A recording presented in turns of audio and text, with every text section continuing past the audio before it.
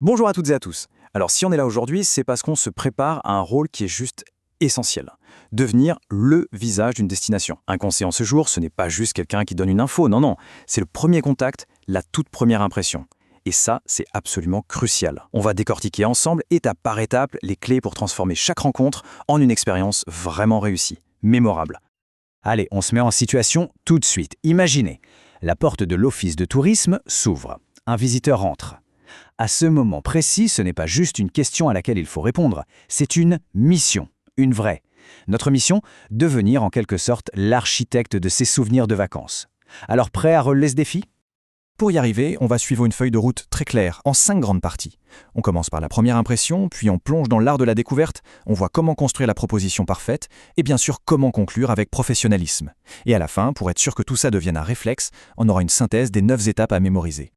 Bon, on entre dans le vif du sujet avec la première étape. Et attention, tout se joue ici, vraiment, dans les premières secondes. Bien avant les cartes et les dépliants, c'est notre attitude qui va donner le ton.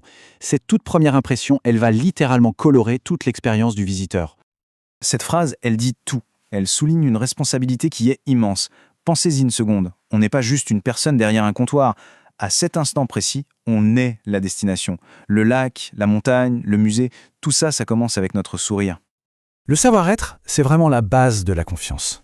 Une apparence soignée, être à l'heure, une attitude ouverte. Tout ça, ce sont des signaux qui disent « vous êtes au bon endroit, je suis là pour vous ». Et le point le plus important ici, c'est l'attention exclusive. Quand un visiteur arrive, le reste peut attendre. L'ordinateur, les papiers, les discussions, tout s'arrête. À ce moment-là, notre univers, c'est cette personne. Rien d'autre ne compte. Et pour ne jamais oublier ces bases, il y a un petit outil mnémotechnique super simple et super puissant, SBRAM. Sourire, bonjour, regard, au revoir, merci. C'est le cadre de l'interaction. Le sourire et le bonjour, ça ouvre la porte. Le regard, ça maintient la connexion. Et le au revoir et le merci, ça referme la porte en laissant une impression positive. C'est simple, mais ça change tout. On passe maintenant à l'étape la plus stratégique, vraiment le cœur du réacteur de notre métier. Proposer la bonne activité, c'est super. Mais avant ça, il faut comprendre le besoin réel, parfois même le besoin caché du visiteur. C'est un vrai travail d'enquêteur. Voilà, c'est la règle d'or. Il ne faut jamais présupposer. Ce n'est pas parce qu'une famille a des ados qu'elle veut forcément aller dans un parc d'attractions. Peut-être qu'ils rêvent d'une rando au calme. Qui sait ? Sans poser de questions, on risque de proposer des solutions toutes faites et pas une réponse vraiment personnalisée. Et pour mener cette petite enquête, notre meilleur outil, c'est le fameux QQO QCCP, qui, pour savoir s'ils sont en couple, en famille, avec des enfants, de quel âge, quand et combien, pour la durée du séjour, quoi et pourquoi, pour vraiment cerner leur centre d'intérêt, leur motivation.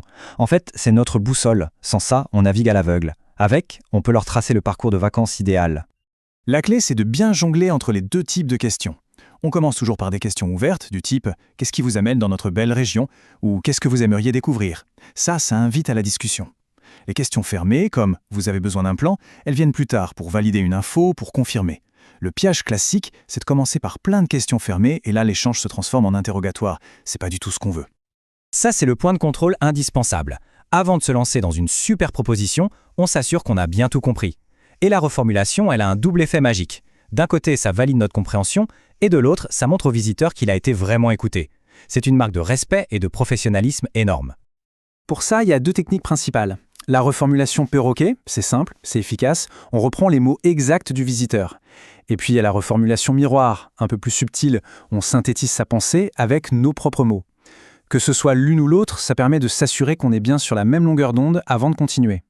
Et si on veut aller encore plus loin, l'outil S'encaisse, c'est un véritable décodeur psychologique. Derrière une demande simple se cache souvent une motivation plus profonde. Est-ce que le visiteur cherche la sécurité d'une activité qui a de bons avis, la nouveauté d'une expérience un peu folle, ou le confort d'une visite tout compris ? Identifier ce moteur, ça permet de proposer une solution qui répond non seulement à la question, mais au désir qui se cache derrière. Bon, ça y est. On a écouté, on a questionné, on a reformulé. On a une vision super claire de la demande. C'est le moment de construire notre réponse. Et attention, pas n'importe laquelle. Une proposition sur mesure, bien argumentée, qui va vraiment faire la différence. Pour ça, la méthode CAB, c'est un classique mais elle est redoutable. Il ne faut pas juste décrire. Par exemple, au lieu de dire « cette randonnée fait 5 km », on dit « cette randonnée fait 5 km », ça c'est la caractéristique. Elle est donc accessible à tous les niveaux, voilà l'avantage, ce qui va vous permettre de passer un super moment en famille sans que les plus jeunes soient fatigués. Et ça, c'est le bénéfice. Vous voyez la différence? On passe d'un fait brut à une solution qui parle directement au client. Une autre option, c'est la méthode CAP. Ici, on remplace le bénéfice par la preuve. C'est super efficace pour rassurer un client qui cherche de la sécurité. Par exemple, ce restaurant a le label Maître Restaurateur, ça c'est la preuve. Vous êtes donc certain d'avoir des plats faits maison avec des produits frais. La preuve, ça rend l'argumentation juste incontestable. Et pour rendre nos propositions vraiment irrésistibles, il ne faut pas oublier le pouvoir des mots. Regardez un peu cette liste. Au lieu de dire « c'est une belle balade », pourquoi ne pas dire « c'est une balade pittoresque » ? Au lieu de « un bon repas », on peut dire « un repas savoureux, délicieux ». Ces mots, ce ne sont pas des détails. Ils peignent une image dans l'esprit du visiteur. Ils transforment une simple info en une véritable invitation. On approche de la fin de l'entretien, on a fait un super travail, mais attention, on ne relâche pas l'effort maintenant. La conclusion, c'est aussi important que l'introduction. C'est la toute dernière image que le visiteur gardera, non seulement de nous, mais de la destination. Voici les 4 gestes qui vont finir le travail en beauté. D'abord, on élargit l'offre, ça montre qu'on anticipe les besoins. Ensuite, on valide et on donne la bonne documentation, on concrétise le conseil. Et puis, 2 étapes qui peuvent paraître un peu administratives mais qui sont vitales. 1. Renseigner le système d'information. Ces données, elles nous aident à mieux connaître les visiteurs et à améliorer l'offre pour les prochains. Et 2. Proposer l'enquête de satisfaction. Ça montre que leur avis compte vraiment. Ok. On a vu beaucoup de choses. Alors, pour que tout soit parfaitement clair, on va maintenant résumer tout le processus en 9 étapes clés. C'est la structure à avoir en tête pour chaque entretien. Et voilà la structure complète, on se la remémore. Numéro 1, on accueille avec chaleur. 2, on découvre en profondeur. 3, on reformule, pour être sûr. 4, on répond avec de bons arguments. 5, on élargit de manière intelligente. 6, on valide de façon concrète. 7, on enregistre systématiquement. 8, on demande un retour. Et enfin, numéro 9, on prend congé aussi bien qu'on a accueilli. C'est une boucle, une sorte de chorégraphie de l'accueil parfait.